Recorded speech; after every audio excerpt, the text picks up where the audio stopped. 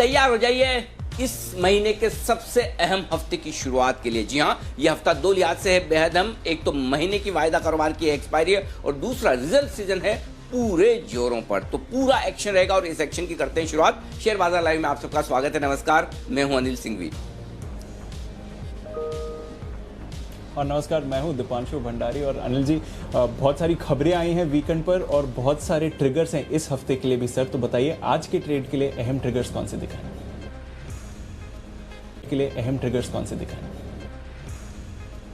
अमेरिकी बाजारों से जो ट्रिगर्स हैं वो मिले जुले से दिख रहे हैं। अमेरिकी बाजार 180 अंकों के नुकसान के साथ बंद हुए, लेकिन डाउ फ्यूचर्स उसकी कुछ हद तक भरपाई करने की कोशिश करते हुए दिख रहे हैं। 100 अंक डाउ फ्यूचर्स ऊपर है, उससे थोड़ा सा सहारा मिलता हुआ दिख रहा है। नतीजे काफी रहे इस वीकेंड पर। ICICI Bank, ITC, JSW Steel, Ambuja cement, Zee, इन एशियन पेंट्स, इन तमाम नतीजों पर बाजार का एक्शन आपको दिखेगा। निफ्टी के 3 कंपनियों के आज नतीजे आने वाले हैं और 5 वायदा कारोबार की कंपनियां। तो नतीजों के लिहाज से आज और पूरा हफ्ता जबरदस्त एक्शन में रहेगा, क्योंकि 31 जुलाई के पहले ज्यादातर कंपनियां अपने नतीजे निपटाती हुई नजर आएगी। कोरोना को लेकर अभी भी चिंताएं बरकरार है, चाहे वो अमेरिका हो या चाहे भारत।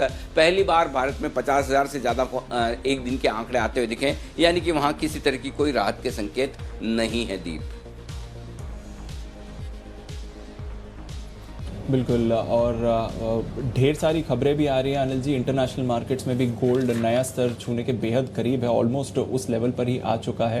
हमने ऑलरेडी देखा है 9 साल में पहली बार 1900 के पार है गोल्ड, पर अब नया रिकॉर्ड बनने वाला है इंटरनेशनल मार्केट्स में।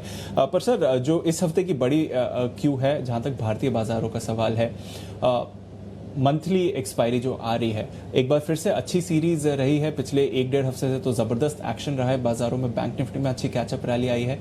सेटअप कैसा लग रहा है सर? क्या 11,500 की तरफ 23,000 के पार एक और फ्रेश मूव आती हुई दिख सकती है, जहां तक मार्केट्स का सवाल है? आ सकती है दीप, इसकी संभावना से आप इनकार नहीं कर सकते। और वो जो कुछ भी होगा वो पूरी तरह से इंपोर्टेड होगा।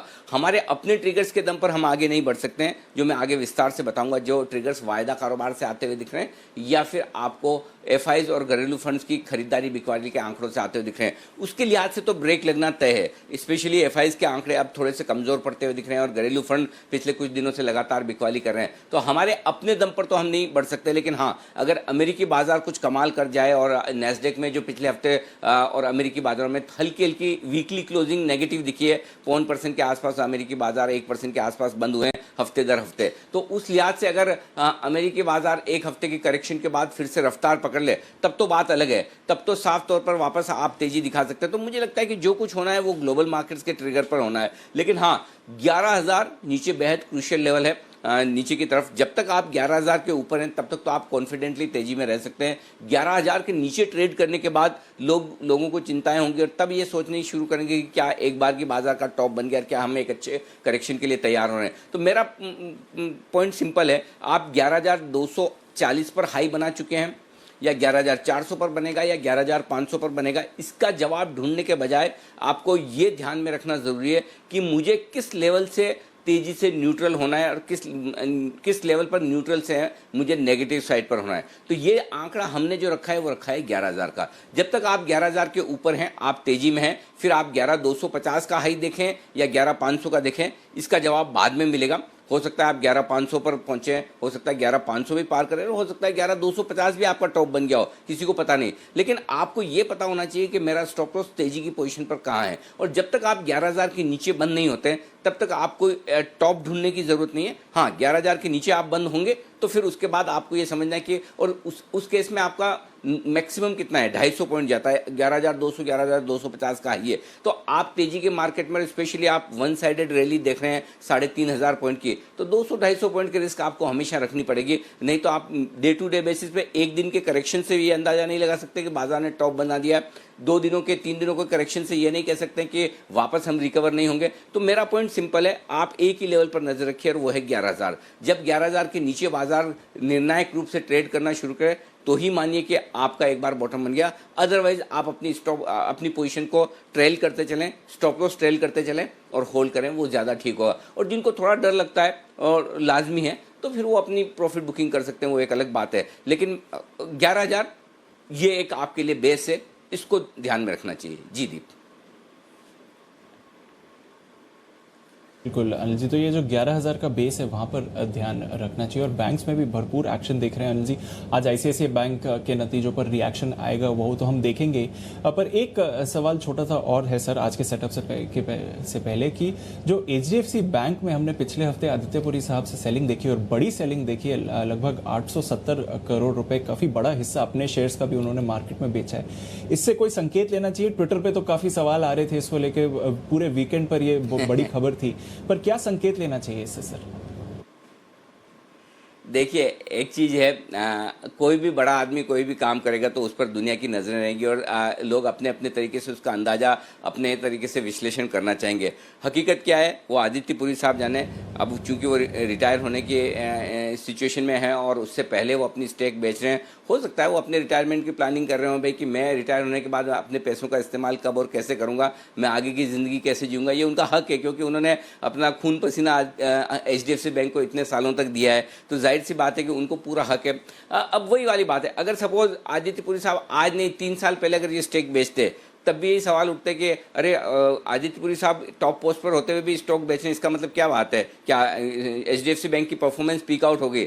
अब बेच रहे हैं तो भी लोग सवाल उठाएंगे कि अरे वो निकलने के जस्ट पहले क्यों बेच रहे, निकलने के आसपास क्यों बेच रहे, या निकलने के बाद भी बेचते तो वो अब निकल गए तो बेच रहे हैं, इसका मतलब क्या? तो ये क्वेश्चंस तो आते जाते रहेंगे।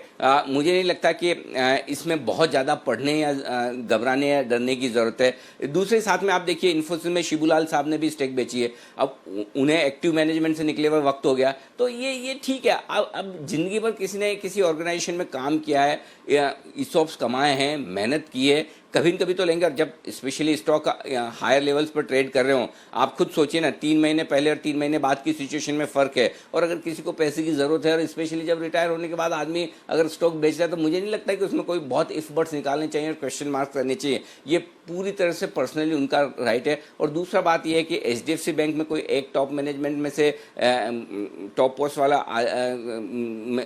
आपका MD या चेयरमैन अगर स्टॉक बेचे, इससे HDFC बैंक पर कोई फर्क नहीं पड़ता है ना, परफॉर्मेंस पे पड़ता है। और ये बैंक इतने मजबूत बनाया, खुद आदित्य पुरी साहब ने बनाया कि इन चीज़ों से फर्क नहीं पड़ता। तो हो सकता है सेंटिमेंट के लिहाज से 1-2% नीचे आ जाए कर जाए, वो एक अलग बात है, उससे आप मना नहीं कर सकते। बैंक निफ्टी भी थोड़ा कमज़ोर है, आपको बेचने का कारण चाहिए तो आप ये कारण ढूंढ सकते हैं, लेकिन मुझे नहीं लगता है इसमें बहुत ज़्यादा पढ़ने समझने की ज़रूरत है। बिल्कुल ये उनका निजी फैसला है और उन्हें पूरा हक है वो अपने ईसॉप्स के शेयर कब बेचें, किस लेवल पर बेचें, किस वक्त बेचें। और स्पेशली ये वक्त तो एकदम उनके लिए सही है। अगर उनकी जगह मैं भी हूँ, HDFC बैंक का MD हूँ और मैं रिटायर हो रहा हूँ और मुझे आगे की प्लानिंग करनी है, तो मैं नेचुरली मैं वो पैसा एंजॉय करूँगा भाई। अब जितनी ज़िंदगी जी चुके हैं उतनी तो हम जिएंगे नहीं, तो जाहिर सी बात है कि जो बचे हुए आपका वक्त है उसे आप सही तरीके से करें। कौन जाने वो कुछ चैरिटी करना चाहते हो, कौन जाने कुछ नया बिजनेस करना चाहते हो, वो आगे पता चलेगा। तो मुझे नहीं लगता है इससे बाजार को बहुत चिंता करने की ज़रूरत। जी नहीं, बिल्कुल नहीं।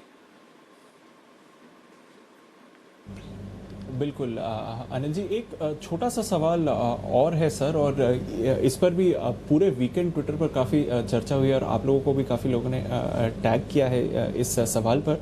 ये जो नए मार्जिन्स को लेकर थोड़ा बाजार में कन्फ्यूजन है। अगर आप T+2 में अपने शेयर्स बेच रहे हैं तो जब तक वो सेटलमेंट नहीं आता तब तक वो जो पैसा है आप उससे फ्रेश ट्रेड नहीं कर सकते हैं। FNO में भी T+1 का ये थोड़ा कन्फ्यूजन आ रहा है सर। ये जो नए नॉर्म्स हैं और शायद 1 अगस्त से लागू भी हो सकते हैं, थोड़ा कंफ्यूजन है इसमें, इस पर क्या क्लैरिफिकेशन दे सकते हैं सर, क्योंकि काफी सवाल उठ रहे हैं जहां तक इस परेशानी की बात है।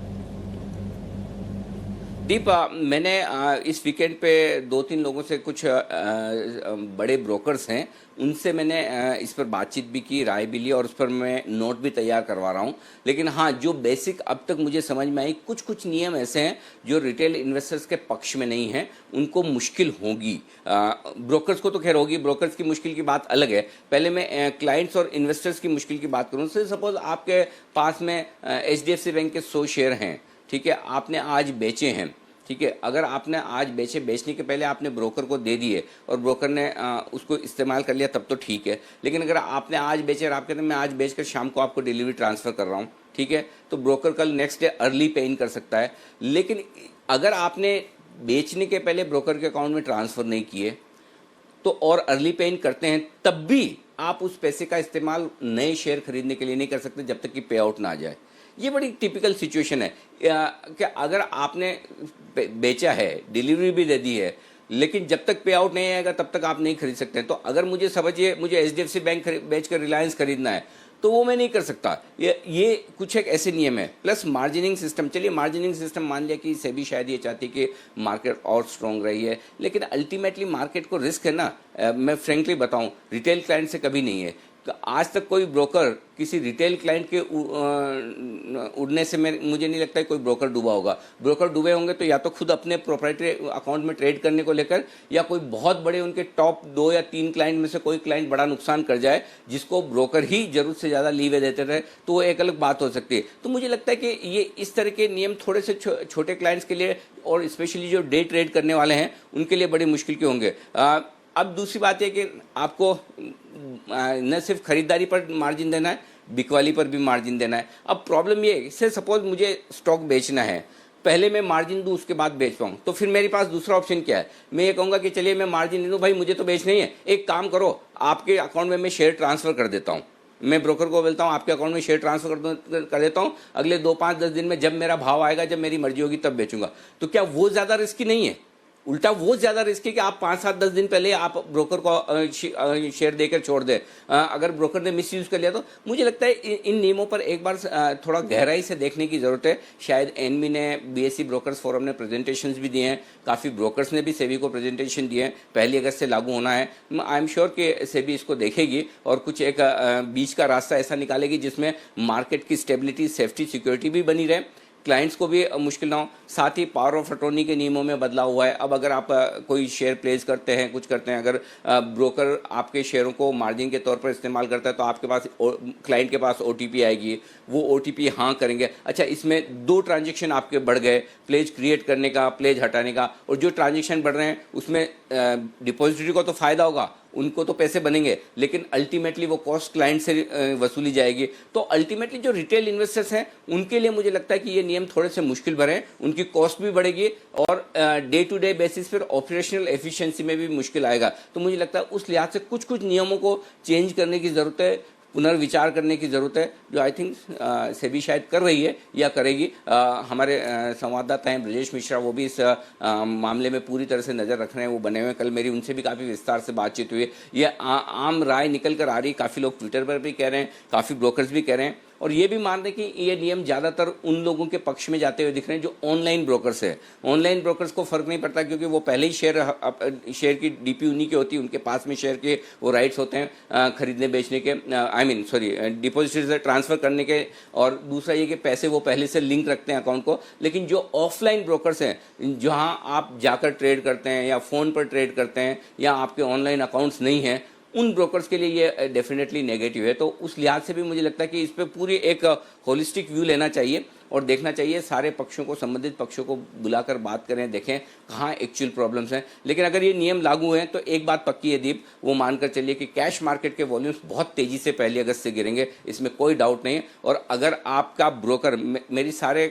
जो रिटेल इन्वेस्टर्स जितने भी हैं उनसे मेरी दरख्वास्त है, मेरा निवेदन है कि 1 अगस्त के बाद अगर इन नियमों में बदलाव नहीं होता, ये नियम जस के तस ऐसे ही लागू होते हैं, तो कृपया करके आप अपने ब्रोकर या आपका जो भी वहाँ फ्रेंचाइजी, सब ब्रोकर या ब्रांच ऑफिस किसी भी ब्रोकर का है, उससे प्लीज़ झगड़ा न करें कि आप लिमिट क्यों नहीं दे रहे हो या आपने मेरे सामने शेयर बेचा है उसको क्यों नहीं खरीदने दे रहे हो। उसमें उनकी गलती नहीं होगी, ये नियम बदले हुए हैं। तो प्लीज़ आप ब्रोकर के साथ झगड़ा न करें। मैं आमतौर पर ब्रोकर के हित की बात कम करता हूँ, मैं इन्वेस्टर्स के हित की बात ही ज़्यादा करता हूँ, लेकिन इस मामले में अगर ब्रोकर्स लिमिट नहीं देंगे तो उनकी मजबूरी होगी। तो ये चीज़ जरूर ध्यान में रखिए। लेकिन हाँ, ये नियम थोड़े से मुश्किल भरे हैं और अगर ये लागू है तो 1 अगस्त के बाद कैश मार्केट के वॉल्यूम्स आप काफ़ी तेज़ी से कम होते हुए देखेंगे। जी दीप।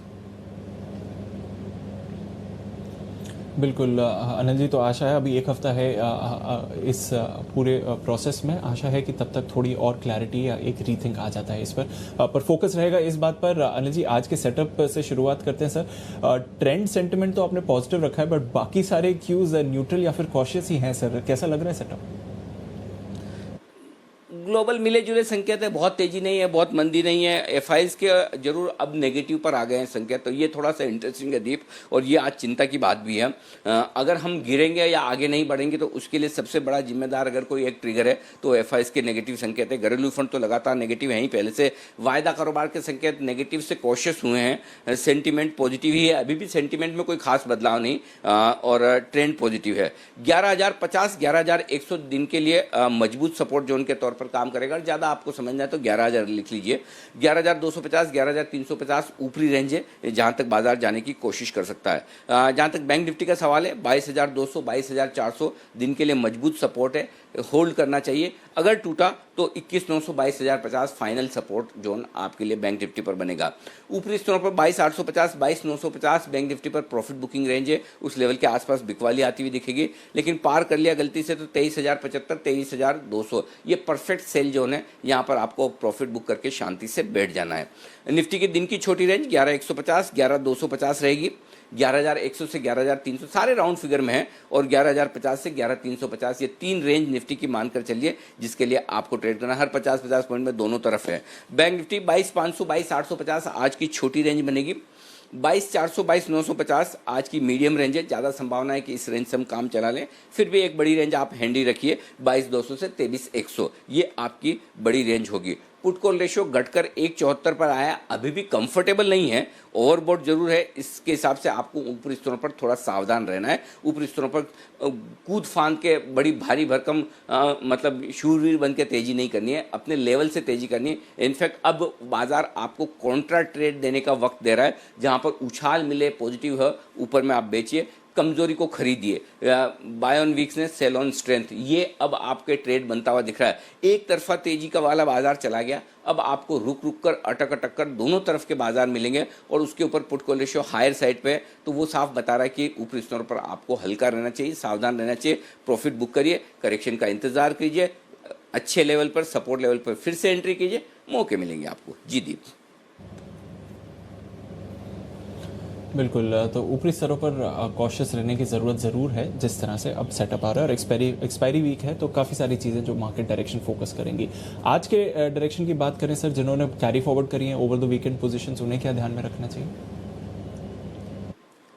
11,050 ये आपके लिए स्टॉप लॉस का लेवल है निफ्टी का साफ तौर पर, और बैंक निफ्टी पर 22,400 ये आपका स्टॉप लॉस का लेवल है। एकदम clear cut well defined stop loss है। शॉर्ट पोजीशन अगर आपकी है तो स्टॉप लॉस 11,250 वेल डिफाइंड है दीप। और अगर बैंक निफ्टी की शॉर्ट पोजीशन, बैंक निफ्टी में एक दिक्कत है दीप की स्टॉप लॉस बहुत दूर निकल कर आ रहा है, 23,100 में देना नहीं चाहता। क्लोजिंग बेसिस पर 23,100 है, इंट्राडे बेसिस पर आप क्या रखेंगे पता नहीं चल रहा है एक्चुअली। 22,850 22,950 कुछ भी हो सकता है, लेकिन वो है कि वो टच करके वापस नीचे आ जाएगा तो क्या करेंगे। सेफ स्टॉप लॉस ये है, लेकिन बहुत दूर है, 500 पॉइंट दूर का स्टॉप लॉस देना नहीं चाहता है, लेकिन डेटा में निकल कर नहीं आ रहा है, मजबूरी है, वो समझिएगा। तो ये आपके लिए हो गया। अब आइए आपको नई पोजीशंस बता दूं क्या करना है। निफ्टी 11,050 11,125 की रेंज में खरीदना है, इस रेंज में खरीदिए। 11,000 का स्टॉप लॉस लगा लीजिए। 11,175 11,225 ये आपके लिए दो पहले टारगेट है। देखिए फ्रेश और बड़ी तेजी अब तब बनेगी जब निफ्टी 11,250 के पार निकल कर टिके। आज के लिए आपको 11,240 11,250 की जो वो एक बैरियर है उसको पार करने की जरूरत है। अगर उसको पार करके टिका तो ही तेजी है, अदरवाइज 11,225 11,250 के रेंज में प्रॉफिट बुकिंग आती हुई आपको दिखेगी। अगर 11,250 पार करके टिक गए तो फिर 300 350 ये फाइनल टारगेट है, वहां पर आज के लिए आपको प्रॉफिट बुक करना चाहिए। जिनको निफ्टी बेचना है वो 11,300 11,350 की रेंज में बेचे। अब 11,250 पार नहीं होता है तो वहां भी बेचना बन सकता है, लेकिन मैं अभी चांस नहीं लेना चाहता। देखते हैं, खुलने के बाद देखेंगे क्या है क्या नहीं है। तो 11,300 11,350 की रेंज में बेचना है। 11,400 आपका स्टॉप लॉस है। 11,250 200 11,175 11,125 ये चार टारगेट आप लेकर चलें निफ्टी पर, आप अगर बेचते हैं तो। आइए बैंक निफ्टी बता दूं, 22,250 से 22,450 अच्छी रेंज है जहां पर आपको खरीदारी करनी चाहिए 22,150 के स्टॉप लॉस के साथ। ऊपर के टारगेट 22,550 650 750 850 950, हर एक 100 पॉइंट में रेजिस्टेंस है, क्योंकि ये 2 हफ्तों से आप है ना इसी रेंज में घूम रहे हैं, इसलिए हर 100 पॉइंट पर आपके वो रेजिस्टेंस आ रहे हैं जहां पर आपको प्रॉफिट बुकिंग कर लेनी चाहिए। जो लोग शॉर्ट करना चाहते हैं उनको 22,900 से 23,100 की रेंज में शॉर्ट करना चाहिए, और जरूर करना चाहिए। मैं कह रहा हूँ जरूर करना चाहिए, करिए भी। ऐसा नहीं कि ना करें, करना चाहिए। और 22,000 23,225 ये आपका स्टॉप लॉस का लेवल होगा अगर आप शॉर्ट करते हैं तो। 22,800, 22,700, 22,600, 22,500 ये सारे टारगेट हैं आपके लिए। बिल्कुल, तो ये तो रहा आपके लिए सेटअप जहां तक एग्जिस्टिंग पोजीशंस का सवाल है, और आज के ट्रेड के लिए नई पोजीशंस कैसे बनानी चाहिए। सर, कई सारे स्टॉक्स के बारे में बात करनी है। बैन में वापस 10 स्टॉक्स हैं इस समय, कई सारे हाई बीटा नेम्स हैं। India Bull Housing, RBL Bank आ गए हैं और कुछ नेम्स बाहर भी गए हैं, बट 10 स्टॉक्स हैं एक्सपायरी में जाते हुए। ठीक नंबर है सर, और आते हुए दिख रहे हैं इस हफ्ते? नहीं, ये सारे जो मैं बैन वाले स्टॉक्स डालता हूँ ये खाली एकेडमिक पर्पज से, ताकि लोगों को ध्यान रहे।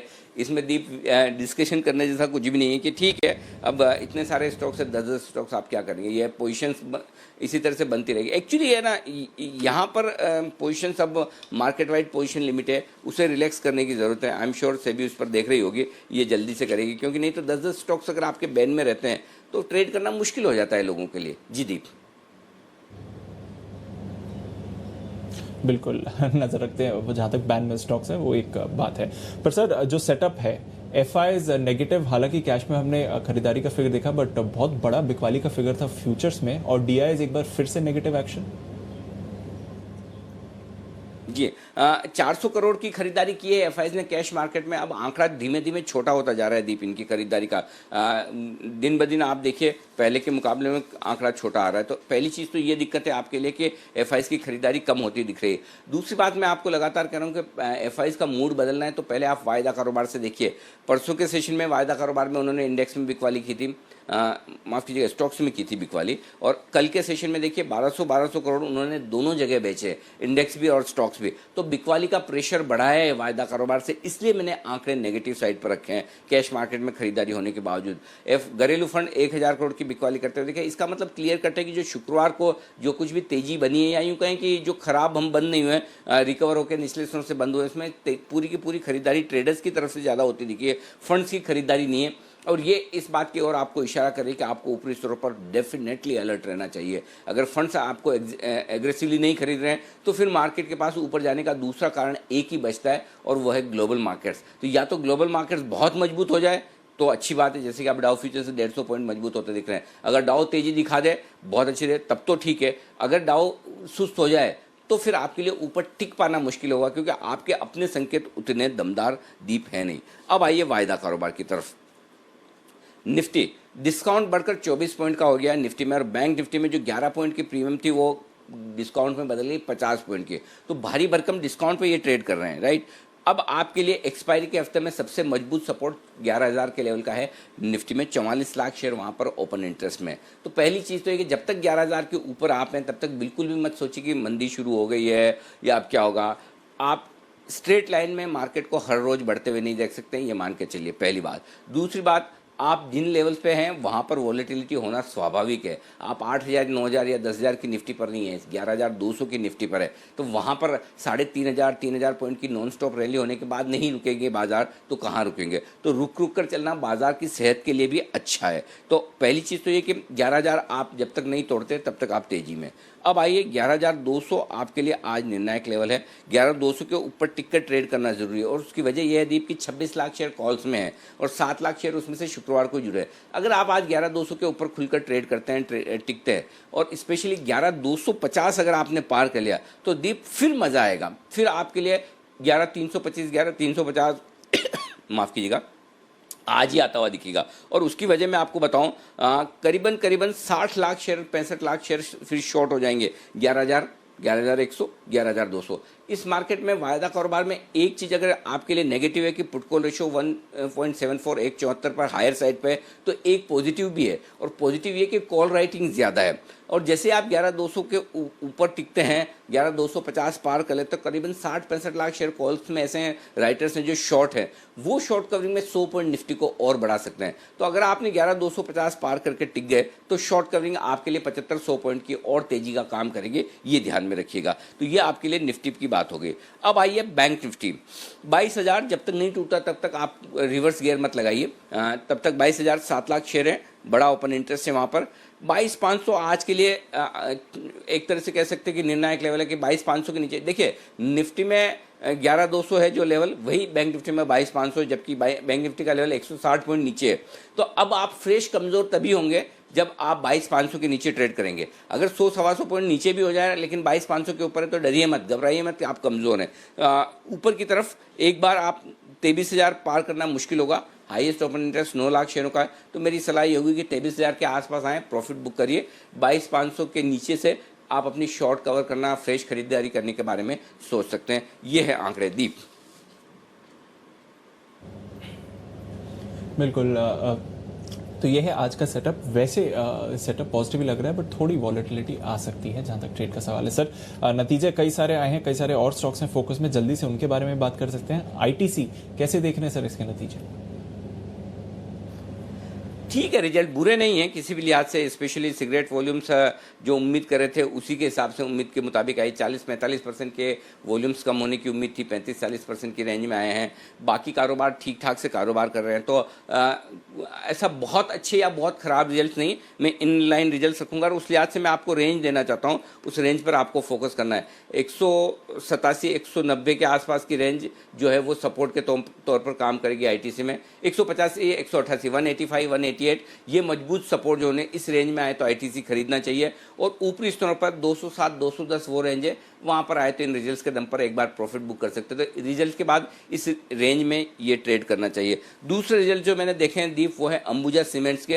रिजल्ट्स बहुत ही बेहतरीन है, इसमें कोई डाउट नहीं। अंबुजा ने अब तक की शायद सबसे बेहतरीन परफॉर्मेंस दी, लेकिन थोड़े से चूंकि वॉल्यूम्स कम रहे हैं, रियलाइजेशन बहुत मजबूत है, लेकिन इस क्वार्टर में कामकाज कम रहा है, वॉल्यूम्स थोड़े से कम रहे हैं, लेकिन बहुत ही तगड़े रिजल्ट है। और मेरे ख्याल से अब तक की सबसे बेस्ट परफॉर्मेंस आई है। कामकाजी मुनाफा 600 करोड़ के आसपास का, स्टॉक बढ़ सकता है, लेकिन अच्छे रिजल्ट्स की उम्मीद थी भी। देखिए एसीसी के रिजल्ट्स आने के बाद है ना, स्टॉक ये सब थोड़े बढ़ चुके हैं। मेरा ये मानना है 190 मजबूत सपोर्ट जो है, 220 ऊपरी स्तर है, उसके आसपास आए प्रॉफिट बुक करिए। आई डोंट नो आज का 220 आएगा, लेकिन 220 ऊपरी रेंज है जहां पर प्रॉफिट बुक किया जा सकता है। लेकिन रिजल्ट्स बहुत बढ़िया है, इसमें कोई डाउट नहीं अंबुजा सीमेंट के, लेकिन उम्मीद के मुताबिक भी है और लोगों को अंदाजा भी था कि अच्छे रिजल्ट्स आएंगे। तो आज अंबुजा सीमेंट थोड़ा कमाल तो दिखा सकता है, लेकिन ऊपरी स्तरों से प्रॉफिट बुकिंग आएगी, ये भी ध्यान रखिएगा जी। बिल्कुल। तो ऊपर के लेवल्स पर ध्यान रखिए, पर आईटीसी अंबुजा दोनों ही फोकस में रहेंगे नतीजों के दम पर। येस बैंक, इसके एफपीओ के शेयर्स आज लिस्ट होने वाले हैं सर, बहुत सारे सवाल इस पर भी आए हैं, यहाँ पर क्या राय देंगे? मुझे एक चीज़ थोड़ी कम समझ में आती है कि जो स्टॉक ऑलरेडी लिस्टेड है, जिस स्टॉक में अगर आपने 200, 250, 300, 400 क्या क्या भाव आपने देखे, क्या क्या भाव में आपने लिए हुए, वहाँ पर ये स्टॉक 12 रुपये पर लिस्ट होगा या 13 पे होगा या 14 पे होगा या लिस्टिंग के बाद 12 के नीचे चला जाएगा, उसमें इतनी हाई तौबा हो रही है। सोचिए 1 रुपये में स्टॉक 1,000 रुपये गिर गया, उसमें इतना लोगों को दर्द नहीं है जितना अगर 12 रुपये वाला 11 हो गया तो क्या होगा, या 12 वाला 13-14 हो गया तो क्या होगा। तो पॉइंट सिंपल है दीप इसमें कि जो लोग शॉर्ट टर्म एफपीओ के हिसाब से पैसा लगाए हैं जिन्होंने, उनकी तो नेचुरली लिस्टिंग हुई तो आप निकल जाइए। कुछ स्मार्ट लोग रहे होंगे तो उन्होंने शायद शुक्रवार को भेज दिया कि हम आगे डिलीवरी लगा पाएंगे। लेकिन आप ये देखिए 12 रुपये में आपको खोने को क्या है। पहली चीज़ ये सोचिए, क्या 12 वाला जीरो हो जाएगा, क्या 12 वाला 4-5 जो पुराना लो बनाया 3, 3.5, 4 रुपये का वो हो जाएगा। अगर इन सब का जवाब ना है, 12 रुपये वाला क्या 10 रुपये 9 रुपये हो सकता है, हाँ हो सकता है, कोई मार्केट यहाँ से ख़राब हो जाए तो कोई बड़ी बात नहीं। लेकिन 12 रुपये में येस बैंक आपके लिए बदले हुए मैनेजमेंट के साथ और बदले हुए पूरे कल्चर के साथ में बिल्कुल भी बुरा नहीं है। अगर आप साल के 20-25% रिटर्न के इन्वेस्टमेंट से संतुष्ट है तो आप भूल जाइए एफपीओ में जो 12 रुपये में लगा। अगर आपको बिल्कुल लिस्टिंग पे ही बेचना है तब तो आपको जो भाव मिले, 12 मिले, 12.5 मिले, 13 मिले, अगर आपको 13 रुपये में भी बेच पाते हैं तब भी बुरा क्या है। आपको लगभग 8-9% बन गए, 7-8 दिन में 8-9% बनना अपने आप में कम नहीं होता। लेकिन मेरा ये समझना है 12 रुपये में आपके लिए येस बैंक पे खोने को कुछ भी नहीं है। जो आप और क्या कभी भी सपोज 12 वाला 15 हो गया तो आपके लिए 25% का रिटर्न बनता है। तो मेरे ख्याल से लॉन्ग टर्म इन्वेस्टर्स जो हैं, जो हल्की सी भी रिस्क लेने की ताकत रखते हैं, उन्हें होल्ड करके रख लेना चाहिए, ज़्यादा दिमाग नहीं लगाना चाहिए। और बाकी जिनको शॉर्ट टर्म सिर्फ लिस्टिंग के लिहाज से कमाया वो तो लिस्टिंग पर बेच दे, फिर जो भी भाव वो तो आपका डिसिप्लिन होना चाहिए। बाकी मुझे नहीं लगता कि 12 रुपये में कोई एक ये बुरा इन्वेस्टमेंट है, बिल्कुल भी नहीं। बिल्कुल 12 रुपए में बुरा इन्वेस्टमेंट नहीं है। लॉन्ग टर्म पोर्टफोलियो में अगर आप चाहें तो इसको रख सकते हैं। वैसे अगर छोटी मोटी गेंस चाहिए तो फिर अपने हिसाब से मुनाफा वसूली करें। चलिए कुछ और स्टॉक्स हैं जहां पर हम फोकस करेंगे। वरिंदर बंसल साहब भी हमारे साथ थोड़ी देर में जुड़ेंगे। एक स्टॉक और है, एक आईपीओ और है दीप, पर उससे पहले एक आईपीओ और है दीप, उसकी बात करना चाहते हैं जी दीप। एक आईपीओ और है जिसकी हम बात करना चाहते हैं और वो है माइंडस्पेस का जो रीट खुला है। मैं लोगों को बताना चाहता हूं कि ये रियल एस्टेट इन्वेस्टमेंट ट्रस्ट को आप इक्विटी आईपीओ की तरह न देखें।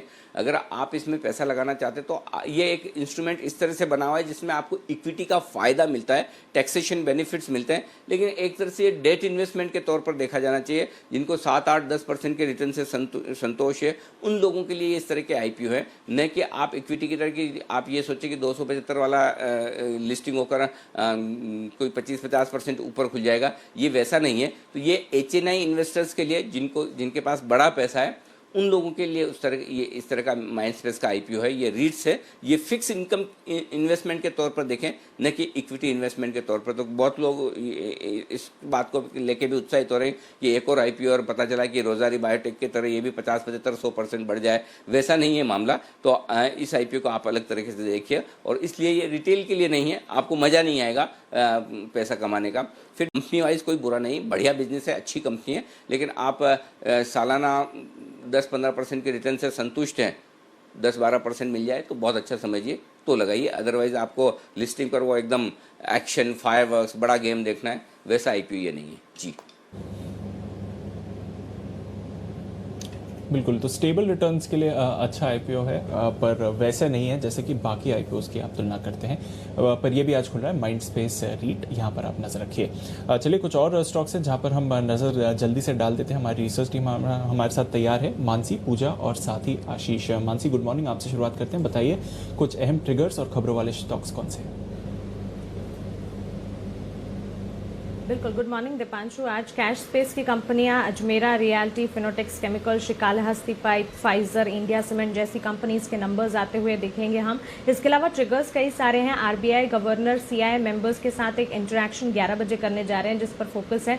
साथ ही प्राइम मिनिस्टर नरेंद्र मोदी आज थ्रूपुट कोविड-19 टेस्टिंग फैसिलिटीज़ को वीडियो कॉन्फ्रेंसिंग के जरिए लॉन्च करने जा रहे हैं। इससे कोविड फैसिलिटीज़ में ज़्यादा बढ़ोतरी होती हुई दिखेगी, तो इस लॉन्चिंग पर भी नज़र है। और union minister for chemical and fertiliser Shri Sadananda Devegowda की प्रेस कॉन्फ्रेंस जो कि 12 बजे होने जा रही है, उस पर भी हमारी नज़र है। मेडिकल डिवाइस से जुड़ी 4 स्कीम्स हैं जिसकी गाइडलाइंस इस प्रेस कॉन्फ्रेंस में लॉन्च की जाएंगी। इसके अलावा Mindspace business parks REIT IPO 27 यानी कि आज से लेकर बुधवार तक 29 जुलाई तक ये खुला रहेगा।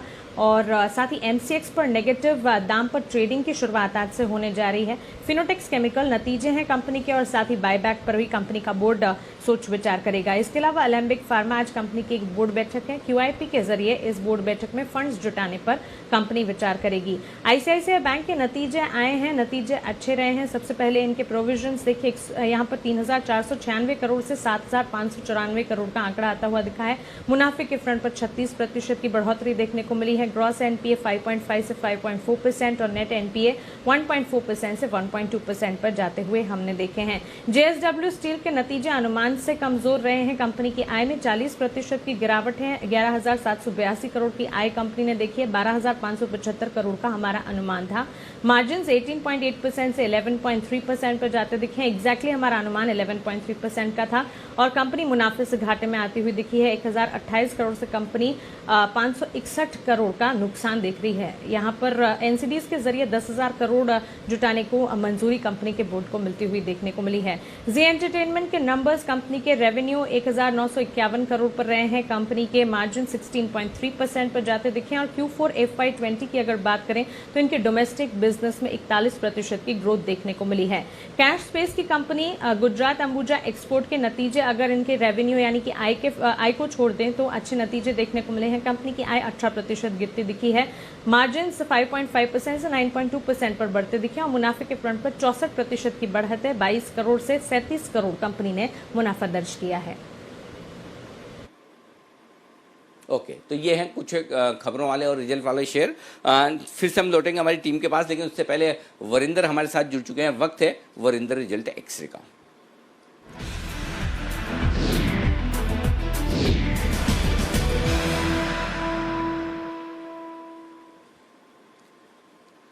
वरिंदर, स्वागत है आपका। बताएं, वीकेंड पर लंबी लिस्ट रही है नतीजों की, जो अच्छे आउटस्टैंडिंग रिजल्ट हैं, बढ़िया जिन्हें कह सकते हैं, वो कौन से हैं आपकी लिस्ट में? Good morning, sir. Again, Agri theme is playing very, very well. Agri API theme is playing very well. So Coromandel International is one company. अगर आप नंबर देखेंगे सर तो ऐसा लगेगा पटाखा रिजल्ट्स है, बट मैं इसको पटाखा में नहीं डाल रहा हूँ, इसको बहुत अच्छे नंबर्स में डाल रहा हूँ। वन, बिकॉज स्टॉक बढ़ चुका है, वैल्यूएशन ऊपर है, और दूसरा अगर आप नंबर्स देखो तो सेल्स 50% ऊपर थी, एबिटा डबल हो गया है, प्रॉफिट 3 गुना ऊपर है।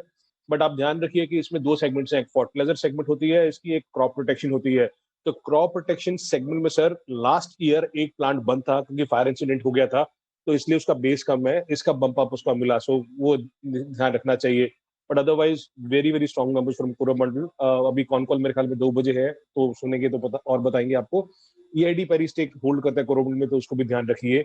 एपीआई में सर क्या धमाल हो रहा है, ऑनेस्टली आप आरती ड्रग्स के नंबर्स देखिए, सेल्स 34% ऊपर है, एबिटा 1.5 टाइम्स हो गया है, प्रॉफिट 3 गुना ऊपर है। आप ध्यान रखिए कि ये स्टॉक भी सर 400 रुपए का 1600 रुपया हो गया है, सो कोई सस्ता स्टॉक नहीं है। ऑलरेडी 27 टाइम्स पे ट्रेड कर रहा है टीटीएम बेसिस पे, 5.5 टाइम्स प्राइस टू बुक पे ट्रेड कर रहा है। सो जो जो कंपनीज 5 या 10 के मल्टीपल में मिल रही थी, अभी महंगी हो चुकी है, so that is another thing to just watch out for. Okay, अच्छे रिजल्ट्स में कौन कौन रखेंगे आप? Sir, I will put CDSL as a disclosure. The PMS has holding in CDSL, but I think this is one company जो consistently धीरे-धीरे बहुत अच्छा कर रही है. And if you're talking about a digitization theme in India, and if you want to play digitization of financial savings, I think this company is doing very well. Sales 12% ऊपर थी, EBITDA 70% ऊपर था, profit 70% ऊपर था. So ये है. अगर आप इसके numbers देखें तो इसने 20 लाख अकाउंट होल्डर्स और ऐड किए हैं, तो टोटल इसका 2.32 करोड़ हो गया है। 30 टाइम पे ट्रेड कर रहा है, सस्ता स्टॉक नहीं है, बट अगर आप FY21-22 देखो तो 20 टाइम के आसपास है। एक कंपनी सर जो एक्चुअली स्टैंड आउट हुई मिड कैप आईटी में, वो है परसिस्टेंट। आई थिंक इस बार इसके नंबर बहुत बहुत अच्छे थे। कंपनी ने 3% रेवेन्यू ग्रोथ दिखाया, एक्सपेक्टेड था कि 2 से 4% डिक्लाइन होगा, और ये वैल्यूएशन इसके भी अट्रैक्टिव है, 17-18 टाइम पे ट्रेड कर रहा है, सो महंगा स्टॉक नहीं है। मिड कैप आईटी में honestly one of the strongest number I have seen is persistent. Okay, inline results उम्मीद के मुताबिक? उम्मीद के मुताबिक सर अतुल है, अतुल के नंबर ठीक आए थे एज पर एक्सपेक्टेशंस। उसका सेल्स 37% नीचे है, एबिटा 34% नीचे है, प्रॉफिट 20% नीचे है। सो मैं सुबह आज बाटी वाला एंड करानी का रिपोर्ट पढ़ रहा था, उन्होंने बोला कि हाँ भी results are better than their expectations, and यहाँ से परफॉर्मेंस और अच्छा दिखेगा। 20 टाइम पे ट्रेड कर रहा है, कोई महंगा स्टॉक नहीं। जैसे मैंने बोला, आप सोचिए आरती ड्रग्स जो है वो 27 टाइम पे ट्रेड करता है। अतुल जो इंडिया की one of the largest chemical company है, वो परफॉर्म नहीं, मैंने नंबर्स ज्यादा अच्छे नहीं आए थे लास्ट 2-3 क्वार्टर से, तो 20 टाइम पे ट्रेड कर रही है। So okay numbers. Supreme industry sir number आपको खराब दिखेंगे, बट ऑनेस्टली एक्सपेक्टेशंस के विपरीत नंबर्स बहुत अच्छे आए हैं। जेफरीज का नोट आया था सुबह, उन्होंने बोला कि एक स्ट्रॉन्ग बीट है, पैट डबल है उनकी एक्सपेक्टेशन के साथ, उनका कुछ 1400 का टारगेट है। एमसीएक्स के नंबर ठीक आए थे सर, आई विल नॉट से वीक, ओके नंबर थे। एबिटा सिर्फ 4% नीचे है, मार्जिन मेंटेन्ड है 36% पे, 30 टाइम पे ट्रेड कर रहा है। CCL products again okay numbers, trading around 20 times. Margin में थोड़ा सा कम हुआ था, 25% से 21% आया है, but this is a company consistently doing well. Sir एक चेन्नई पेट्रो है, I think a lot of people have excitement on that company. Numbers आपको दिखेंगे कि लॉस से प्रॉफिट आ गया है, बट उसके sir sales are down 70%, sales 70% नीचे है। इस बार उसने एबिटा प्रॉफिट किया है versus a loss, but that is only because of inventory gain. So आप ये ध्यान रखिए, जब सेल 70% नीचे होती है तो that is not a great thing to happen. Okay, इसके अलावा जो आपके कमजोर रिजल्ट्स हैं, उनमें किन, उस लिस्ट में कौन कौन से स्टॉक शामिल हुए हैं आज? सर क्रॉम्पटन कंज्यूमर्स, हम तब से बात कर रहे हैं कि कोई भी चीज जो हाउस होल्ड के साथ है तो वो ज्यादा अच्छे नंबर्स नहीं दे रहे हैं, तो क्रॉम्पटन कंज्यूमर्स के नंबर्स को ज्यादा अच्छे नहीं थे, और मैं इसलिए इसको वीक में डाल रहा हूँ बिकॉज जैसे 35 टाइम्स पे ट्रेड कर रहा है, तो सस्ता स्टॉक नहीं है। सेल्स 50% नीचे थी, प्रॉफिट 40% नीचे था। सर एक GHCL है, a lot of people have that chemical thinking again, but ये सोडा ऐश में है ज्यादा तक, सो क्योंकि ये इंफीरियर केमिकल प्रोडक्ट्स में है, बट इसके नंबर्स कभी नहीं आ रहे सर। बहुत सस्ता स्टॉक है, everyone has high hope on this कि ये कुछ हो जाएगा। कुछ 5 टाइम पे ट्रेड कर रहा है, बट नंबर्स नहीं आ रहे हैं। एंटीक ने आज सुबह इसके बारे में लिखा है, बोला कि ये सबसे बेकार क्वार्टर था, but this is the bottom, और यहाँ से रिकवरी चालू होगी, आई डोंट नो। बट अगर आप नंबर्स देखें तो एबिटा 70 करोड़ आया वर्सेस 200 करोड़, सेल्स 50% नीचे है, प्रॉफिट 90% नीचे है, so that is not a great thing. Mangalam और ऑर्गेनिक सर, जो मेरे ख्याल में राधाकृष्ण जी ने लिया था, नंबर्स कमजोर आए हैं इस बार। सेल्स 46% नीचे है, EBITDA 34% नीचे है और प्रॉफिट 50% नीचे है। बट अगेन सर, अगर इसका ट्रेंड देखिए मंगलम ऑर्गेनिक्स का लास्ट के 10-20 क्वार्टर्स में, तो वॉलिटिलिटी अर्निंग्स में बहुत बहुत होती है, आपको कभी समझ नहीं आएगा जैसे सस्टेनेबल अर्निंग्स ग्रोथ है कि नहीं है। 60 टाइम पे ट्रेड करता है, सस्ता स्टॉक है ऑफ कोर्स, बट इस बार नंबर कमजोर थे। ओके। और फुस रिजल्ट्स में कोई है आज कैंडिडेट्स जो बहुत ही घटिया है? सर 7-8 कंपनीज है फुस में, लेकिन हम 2 कंपनीज के बारे में बात ही करेंगे। बाकी आप टिकट उकर चला सकते हैं। Sir Sintex plastics, I know it's a very दूर पे 3 रुपए का stock, for taking liberty from you. The only reason I want to mention is कि आप please as a investor in companies को पढ़िए, बिकॉज आपको पता चलेगा कि कौन से ग्रे एरियाज है, डार्क एरियाज है, जो आपको पढ़ने चाहिए किसी भी कंपनी में, ताकि आप इतनी बड़ी गलतियां अवॉइड कर सको। सर उसका मार्केट कैप 160 करोड़ है, सेल्स 1100 करोड़ से 200 करोड़ आ गया, और उसका नेट लॉस जो है वो 950 करोड़ है। 950 करोड़ का नेट लॉस है। व्हाई? बिकॉज उसने 800 करोड़ के इम्पेयरमेंट ऑफ एसेट्स कर दिए। इसलिए एक मजाक बना दिया कि चलो ठीक है कि हमारे पास एसेट थे, अभी वो एसेट्स है ही नहीं है, तो 800 करोड़ भी ऐसे ही चला गया। So very bad in terms of that. दूसरा कंपनी क्योंकि साइजेबल है और लोगों का बहुत इंटरेस्ट है सर इस कंपनी में, वो जो फुस में डाला है वो TCI एक्सप्रेस है। इस बार of course everything was shut because of Covid, तो सेल्स 65% नीचे है, EBITDA 93% नीचे है, प्रॉफिट 95% नीचे है, और मार्जिन सिर्फ 2% रह गया from 11%। Again not a cheap stock, 30 times में ट्रेड कर रहा है, that is why in line with valuations putting in फुस। तो चलिए, ये हैं वो तमाम रिजल्ट्स जिन पर आपको मिला पूरा विश्लेषण। शुक्रिया वरिंदर, कल आपसे फिर मुलाकात होगी। ये तो पूरा हफ्ता आपके लिए बहुत काम का है, क्योंकि रिजल्ट सीजन का लगभग आखिरी पड़ाव है, तो उस हिसाब से ढेर सारे रिजल्ट्स हर रोज मिलेंगे, और उनमें से जो रिजल्ट्स कहीं एनालाइज नहीं होते, विश्लेषण नहीं होता, वो वरिंदर बताएंगे। बाकी पे तो आपको सबको रिपोर्ट्स मिल ही जाएंगी। आइए पूजा से जान लेते हैं खबरों वाले शेयर। पूजा बताइए। GC प्लस से शुरुआत कर लेते हैं। पहले कोविड-19 के इलाज में जो दवा का इस्तेमाल होना है उसे DGCI से अप्रूवल मिल चुका है। टेलीकॉम कंपनीज भी फोकस में रहेंगी। अप्रैल के ट्राई डेटा आए हैं सब्सक्राइबर के, जिसमें जियो ने करीब 15.5 लाख ग्राहक जोड़े हैं, और उसके सामने एयरटेल और वोडाफोन आइडिया ने अपने ग्राहक गंवाए हैं। यहाँ पर एयरटेल ने करीब 52 लाख ग्राहक कम हुए और वोडा आइडिया के करीब 45 लाख ग्राहक कम हुए। एविएशन स्टॉक्स पर भी नजर रखिए। सरकार ने घरेलू उड़ानों के मौजूदा नियम को 24 नवंबर तक बढ़ा दिया है, जिसमें कि अब 45% क्षमता पर ऑपरेट करना होगा, और किराए की सीमा के नियम भी 24 नवंबर तक अब लागू होंगे। स्पेंसर रिटेल 29 जुलाई रिकॉर्ड डेट तय की गई है राइट्स इशू की, और 75 पर राइट्स इशू का प्राइसिंग भी तय हुआ है। मौजूदा भाव से करीब 13% डिस्काउंट पर 80 करोड़ रुपए जुटाने की योजना है, और 4 से 8 अगस्त तक ये इशू खुला रहेगा। फार्मा कंपनियां फोकस में रहेंगी। अमेरिकी राष्ट्रपति डोनाल्ड ट्रंप ने शुक्रवार को दवा की कम कीमत के लिए कई आदेशों को मंजूरी दी, जिसमें कि यूएस कंपनियां अब कनाडा जैसे देशों से दवाई इंपोर्ट कर पाएंगी कम कीमतों में। कुछ इनसाइडर ट्रेडिंग भी हुए हैं। यहाँ पर इन्फोसिस में को फाउंडर शिबूलाल और उनके परिवार ने मिलकर करीब 85 लाख शेयर बेचे हैं। हिस्सेदारी करीब 0.20% बैठती है, और 3 दिन में 22 से 24 जुलाई के बीच ये हिस्सेदारी बेची गई है। HDFC बैंक में आदित्य पुरी ने करीब 74 लाख शेयर्स खुले बाजार में बेचे।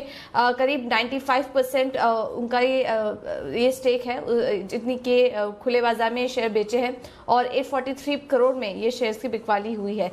JSW स्टील प्रमोटर ग्रुप की कंपनियों ने कुल 13 लाख गिरवी रखे शेयर छुड़वा लिए हैं। एस्कॉर्ट्स में राकेश झुनझुनवाला ने हिस्सेदारी बढ़ाई घटाई है 6.97% से घटाकर 6.82% कर दी है, और करूर वैश्य बैंक में भी राकेश झुनझुनवाला ने हिस्सेदारी बढ़ाई है 4.2% से बढ़ाकर 4.5% कर दी है। कावेरी सीड्स पबराई इन्वेस्टमेंट ने हिस्सेदारी घटाई है यहाँ पर 9.48% से घटाकर 7.24% की है, और एक आखिरी में एक फंड एक्शन भी हुआ है पराग मिल्क फूड्स में, जिसमें कि गोल्डमैन सैक्स की तरफ से बिकवाली हुई है करीब 11.5 लाख शेयर्स की। हिस्सेदारी करीब 1.37% की है, और 85 रुपए प्रति शेयर पर यह बिकवाली देखी गई। भरपूर एक्शन आप देख रहे हैं जहां तक स्टॉक्स का सवाल है। चलिए जान लेते हैं आज ब्रोकरेजेस का फोकस कौन से स्टॉक्स पर है FIR में।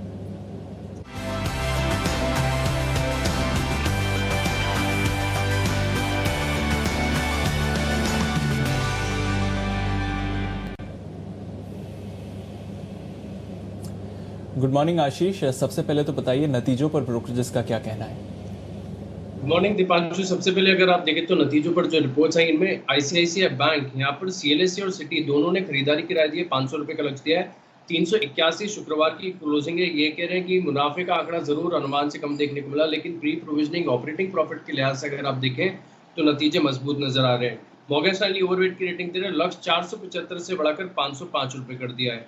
आईटीसी के भी नतीजे आए थे। मैक्वायरी की रिपोर्ट है, आउट परफॉर्म की रेटिंग को बरकरार रखे, 232 रुपए के लक्ष्य के लिए लगभग 200 शुक्रवार की क्लोजिंग है। और यहाँ पर ये कह रहे हैं कि एफएमसीजी कारोबार में बढ़िया ग्रोथ देखने को मिल सकती है, आगे भी यहाँ पर ग्रोथ जारी रहेगी। और इस तिमाही में अगर आप देखें तो सिगरेट कारोबार में करीब 40% की गिरावट देखने को मिली, लेकिन वैल्यूएशंस आकर्षक नजर आ रहे हैं और डिविडेंड यील्ड बढ़िया नजर आ रही है, जिसके चलते स्टॉक में री रेटिंग होने की संभावना है। एशियन पेंट्स यहाँ पर भी नतीजे आए थे। जेपी मॉर्गन की रिपोर्ट है, ओवरवेट की रेटिंग को बरकरार रखा है, 1900 रुपए के लक्ष्य लिए 1717 शुक्रवार की क्लोजिंग है। और यहाँ पर ये कह रहे हैं कि आय में जो रिकवरी अनुमान से बेहतर देखने को मिली है, जिसके चलते इन्होंने इस वित्त वर्ष की ईपीएस में 5% का इजाफा कर दिया है। मैक्वायरी अंडर परफॉर्म की रेटिंग को बरकरार रखे हैं, 1470 रुपए के लक्ष्य लिए, ये थोड़े से नेगेटिव नजर आ रहे हैं। जेएसडब्ल्यू स्टील यहाँ पर भी नतीजा में कमजोर देखने को मिलते। ब्रोकरेज हाउस यूबीएस की रिपोर्ट है, खरीदारी के राय को बरकरार रखा है 250 रुपए के लक्ष्य के लिए।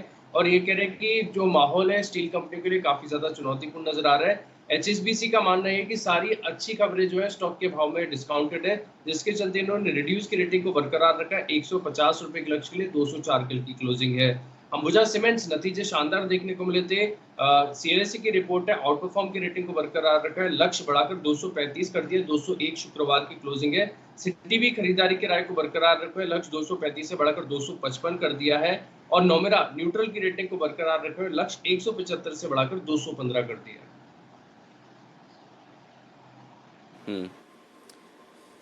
ओके, तो ये हैं वो तमाम रिपोर्ट्स जिन पर आपको रखना है फोकस। आइए अब करते हैं शुरुआत पिक ऑफ द डे के बिगुल के साथ।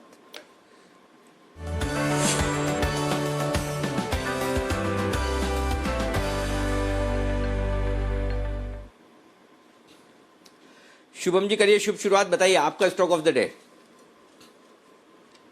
Good morning Anil ji. मुझे लगता है कि आज थोड़ा सा जो बैंकिंग स्पेस में से एक आउट परफॉर्मर रहा है आईसीआईसीआई बैंक, उस पर ध्यान रखना चाहिए। बिकॉज लास्ट ट्रेडिंग डे को अगर हम देखें तो वहाँ पे एक स्पाइक काइंड ऑफ एक फॉर्मेशन हुआ और बहुत स्ट्रॉन्ग रिवर्सल देखने को मिला, जिसके बाद 375-380 का जो एक इम्पॉर्टेंट जो ब्रेकआउट जोन था आईसीआईसीआई के लिए वो होल्ड हुआ है। तो मुझे लगता है कि इसमें हो सकता है कि एक अच्छा हमें यहाँ से रैली देखने को मिले, तो एक ऑप्शन के थ्रू यहाँ पे रणनीति होगी। 380 के स्ट्राइक का जो कॉल ऑप्शन है उसको खरीदने की राय है। यहाँ पे एक स्टॉप लॉस मेंटेन करें, अभी 15 रुपये 50 पैसे पे ट्रेड कर रहा है, यहाँ पे 11 रुपये का एक स्टॉप लॉस मेंटेन करें। और अपसाइड में मुझे लगता है कि 22 रुपये तक का लक्ष्य इसके लिए आता हुआ दिखना चाहिए। ओके, ये है आईसीआईसीआई बैंक। आइए शुभम जी के बाद हम वागले साहब से लेते हैं उनका pick of the day. Wagle साहब गुड मॉर्निंग, बताएं sir. Anil ji good morning, Deepanshu good morning. मेरा पिक ऑफ द डे है अतुल लिमिटेड। 4923 का बंद है। मेरे हिसाब से फ्राइडे को आखिरी 1 घंटे में एक अच्छा वाला ब्रेकआउट आया है, लेकिन इसके रिजल्ट्स फ्राइडे को मार्केट के बाद आए थे और मुझे समझ में नहीं आ रहे ये रिजल्ट्स कैसे है, तो मैंने कंडीशनल बाय दिया है। 5000 अगर आज ये उसके ऊपर ट्रेड करता है, ये वन वे चलना चाहिए और 1 से 2 दिनों में ये 7-8-10% की मूव दे सकता है। 5000 के ऊपर ही बाय करना है। 4900 का एक 100 रुपए की रिस्क होगी और 5400 तक के टारगेट्स मुझे दिखाई देते हैं। बिल्कुल रिजल्ट्स अच्छा है वागले साहब, चिंता न करें। लेकिन ठीक है, आपका जो 5000 के ऊपर का कंडीशनल आए वो ठीक है। रिजल्ट्स उम्मीद के मुताबिक नहीं, रिजल्ट्स 1 मिनट में आपको बता दूं। अभी अतुल लिमिटेड अभी वरिंदर रिजल्ट का एनालिसिस करके भी गए हैं, ठीक से रिजल्ट है, मतलब बहुत अच्छे नहीं बहुत बुरे नहीं, तो आपका कंडीशनल बाय एकदम परफेक्ट है। आइए राकेश जी के साथ हम उनसे पिक ले लें। उससे पहले मैं बता दूं कि जो शुभम ने दिए हैं वो पिक वो ऑप्शंस की हैं, तो आईसीआईसीआई बैंक का ऑप्शन आपके सामने एक बार मैं रख देता हूं। आईसीआईसीआई बैंक का जो ऑप्शन कॉल उन्होंने खरीदने की राय दी वो आपके लिए आ जाएगी, लेकिन तब तक राकेश जी हमारे साथ। राकेश जी बताएं आपका pick of the day. Good morning Anil ji, good morning Deepanshu. Anil ji देखिए, मेरा तो पिक ऑफ द डे वही है जो हमने शुक्रवार को दिया था। विप्रो पे खरीदारी की राय है। 263 का स्टॉप लॉस है, 280 पहला टारगेट, 284 दूसरा टारगेट। और अनिल जी ऐसा ना समझे कि मैंने वीकेंड पे कोई काम नहीं करा, काफी काम करा है। जब अनिल जी हम यूनाइटेड स्पिरिट्स, यूनाइटेड ब्रेवरीज की बात करते हैं तो हम लिकर की बात करते हैं, और वो लिकर होती है अल्कोहल, इथेनॉल, C2H5OH। तो अनिल जी, हर लिकर जो होती है, हर अल्कोहल C2H5OH नहीं होती है। ऐसी भी अल्कोहल है जिनमें C2H5 इथेनॉल से ज्यादा C, उससे ज्यादा H और उससे ज्यादा O आते हैं, और ऐसी एक अल्कोहल का सेवन उपयोग आप भी करते हैं अनिल जी। तो पूरी रिसर्च करके लाया हूं, स्टॉक रडार पर है। जैसे ही ब्रेकआउट होगा, चांसेस है आज ब्रेकआउट के, अगर ब्रेकआउट होगा तो उसको अनिल जी कवर करूंगा, तो पूरा होमवर्क करके आए हैं।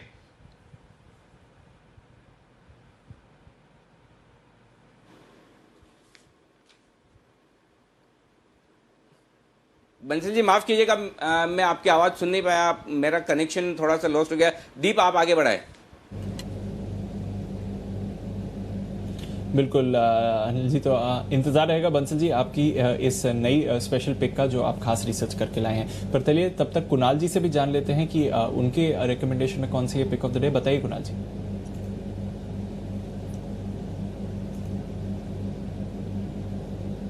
ओके, कुणाल जी के साथ ऑडियो फिर से एस्टैब्लिश करेंगे। सुमित जी भी हमारे साथ जुड़ रहे हैं। सुमित जी गुड मॉर्निंग, बताइए पिक ऑफ द डे क्या रेकमेंड करेंगे आप? गुड मॉर्निंग सभी को मेरी तरफ से।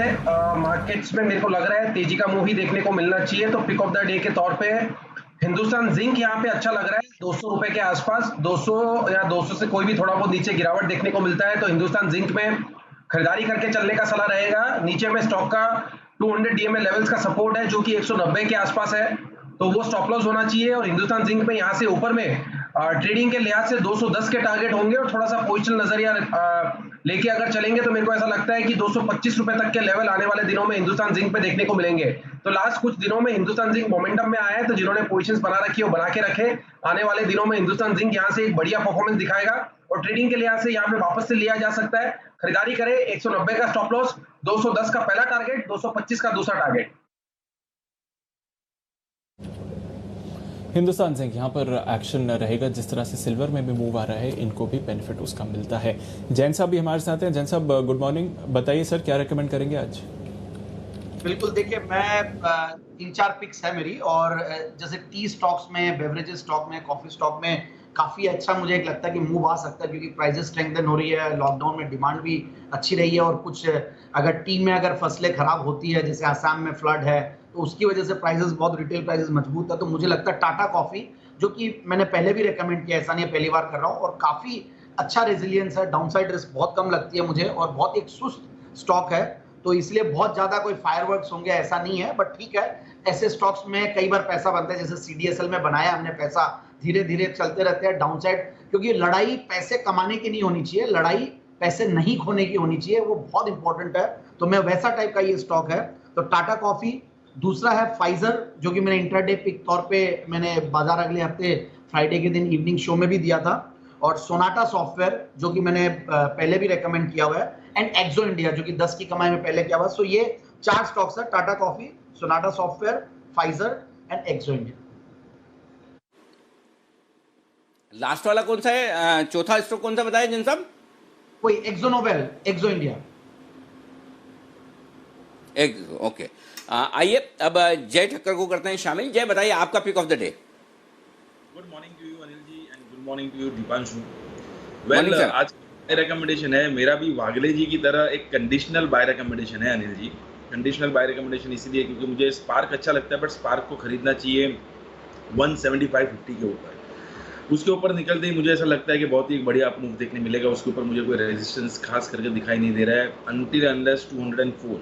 सो मैं कहूँगा कि उसके ऊपर तो लगभग हमें 30 रुपये का मूव देखने मिलेगा, but short term point of view मैं ये कहूँगा कि 175-50 के ऊपर कोई स्पार्क खरीदता है तो इमीडिएट बेसिस पे टारगेट बनेंगे 185 के और 190 के। तो 185, 190 ये दो टारगेट्स के लिए स्पार्क को खरीदना है 175.50 के ऊपर, और फिर स्टॉप लॉस लगाना का 170 का। ओके, ये है आपके लिए स्पार्क में 175-50 के ऊपर खरीदने की राय, और पूरी संभावना है कि जिस तरह से जय कह रहे हैं उसके ऊपर ही खुलेगा। 1 ही रुपए का तो फर्क है, ज्यादा है नहीं। विश्वेश चौहान हमारे साथ है। Vishwesh ji good morning, pick of the day आपका। Good morning Anil ji, good morning Deepanshu, good morning to everyone. See मैं शायद ऑड मैन आउट हूँ। मेरा व्यू मार्केट पे बहुत एग्रेसिवली बुलिश नहीं है। मुझे लगता है अपसाइड लिमिटेड है, और कहीं ना कहीं एक बहुत इंपॉर्टेंट डेटा पॉइंट मैं शेयर करना चाहता हूँ अनिल जी। थोड़ी देर बाद शेयर करता हूँ, पहले ट्रेड शेयर कर देता हूँ। मेरी ओर से जो सलाह है आज के दिन में वो है एस्कॉर्ट बेचने की। एस्कॉर्ट 1030 के आसपास क्लोज हुआ है। इनफैक्ट फ्राइडे के सेशन में मैंने 1135 के आसपास शॉर्ट दिया था। मुझे लगता है कि अगर आज इंट्राडे में आप इनिशिएट करते हो 1060 के स्टॉप लॉस से, तो मुझे लगता है एटलीस्ट यहाँ से 50 से 60 रुपए की आप पिक वाली देख सकते हो। ओवरऑल स्ट्रक्चर स्ट्रॉन्ग है, लॉन्ग टर्म पॉजिटिव है, लेकिन शॉर्ट टर्म मेरे हिसाब से प्रॉफिट बुकिंग गिरा सकती है, और अगर मार्केट गिरता है तो ओवरऑल स्टॉक्स में थोड़ी सी बुक वाली आ सकती है। तो एस्कॉर्ट बेचने की राय होगी। 1160 का स्टॉप लॉस, नीचे में टारगेट काफी लंबा है 1050 का, लेकिन कंजर्वेटिव मेरे हिसाब से 1080 पे आप प्रॉफिट बुकिंग कर सकते हो। ओके, ये है आपके लिए राय एस्कॉर्ट्स में बिकवाली करने की 1160 के स्टॉप लॉस के साथ।